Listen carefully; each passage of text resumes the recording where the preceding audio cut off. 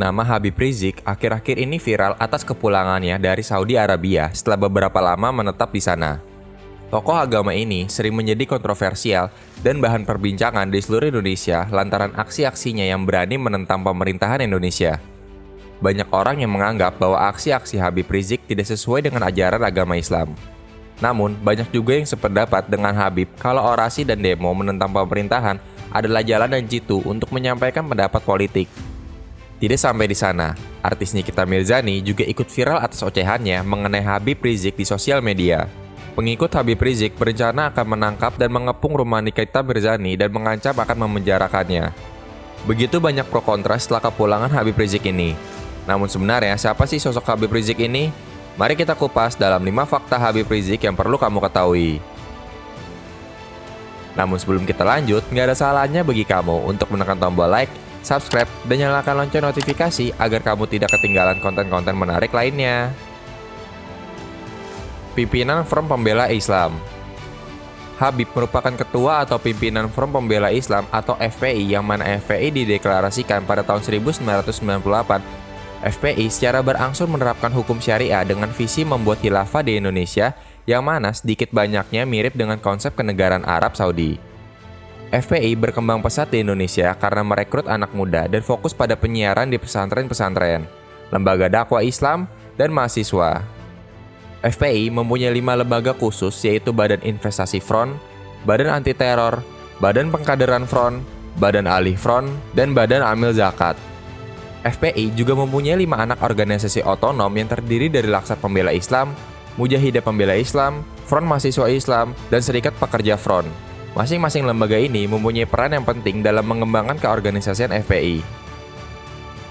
Pendidikan. Habib merupakan keturunan Arab Saudi, lahir di Jakarta 24 Agustus tahun 1965, yang mana orang tuanya juga keturunan Arab Saudi. Habib pindah ke Saudi Arabia pada tahun 1990 untuk melanjutkan kuliah sarjananya di Universitas King Saud di Riyadh, Arab Saudi. Habib mengambil jurusan pendidikan Islam dan usul afik yang mana dia berhasil lulus dengan predikat cum laude.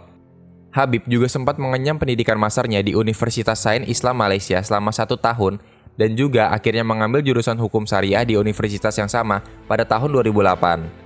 Habib menulis penelitian atau tesisnya di Indonesia yang berjudul Pengaruh Pancasila terhadap pelaksanaan syariat Islam di Indonesia, yang mana tesis ini menjadi salah satu tesis terbaik di universitas itu. Sejarah Habib membawa FPI masuk ke ranah politik Indonesia. FPI kerap kali dituding sebagai kelompok yang mendapatkan perlindungan politik dari beberapa tokoh terkemuka atau bahkan dari aparat keamanan. Kecurigaan ini seringkali muncul karena FPI seakan-akan kebal dari hukum atas aksi-aksi main hakim sendiri yang pernah mereka lakukan.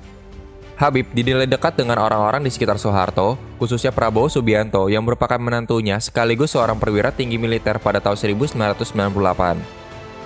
Setelah Prabowo diberhentikan dari TNI terkait penculikan aktivis, FPI mengalihkan dukungannya kepada Jenderal Wiranto.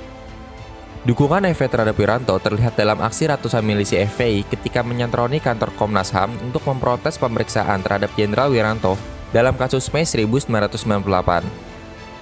Sementara kedekatan dengan ABRI atau TNI terlihat dalam aksi demonstrasi tandingan yang dilakukan FPI melawan mahasiswa penentang RUU Keadaan Darurat atau RUU PKB yang diajukan Mabes TNI kepada DPR pada tanggal 20 Oktober 1999.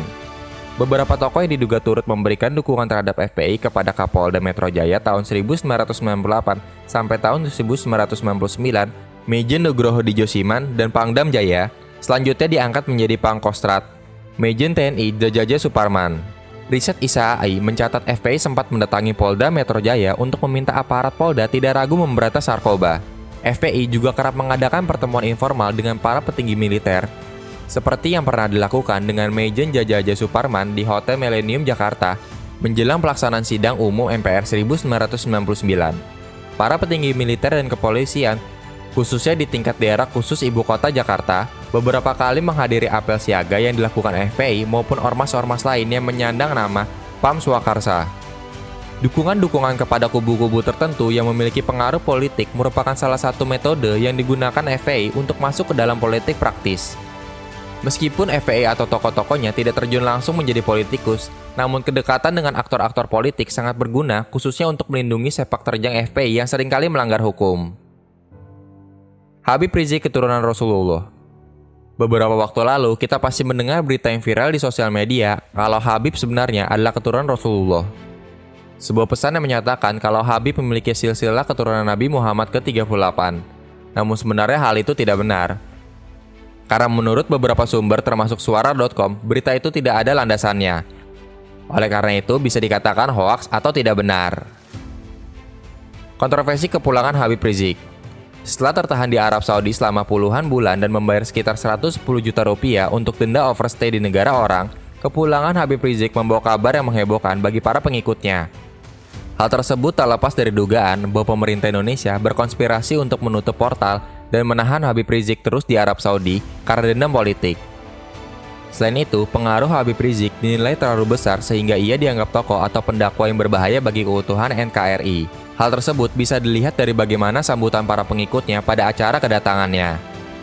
Banyak para pengikut yang mengeluh-elukan Habib Rizik bagaikan nabi mereka sendiri. Bahkan di Arab sendiri, Habib Rizik merupakan salah satu tokoh yang cukup ditakuti. Hal ini bisa dilihat dari aturan dan pelarangan Habib Rizik untuk berpergian. Itulah 5 fakta Habib Rizik yang harus kamu ketahui. Menurutmu, apakah sosok Habib Rizik sepenting atau seberbahaya itu? Bagikan pendapatmu di kolom komentar, like, dan bagikan kepada teman-temanmu agar kita bisa berdiskusi lebih lanjut seputar Habib Rizik. Sampai berjumpa lagi di video-video selanjutnya.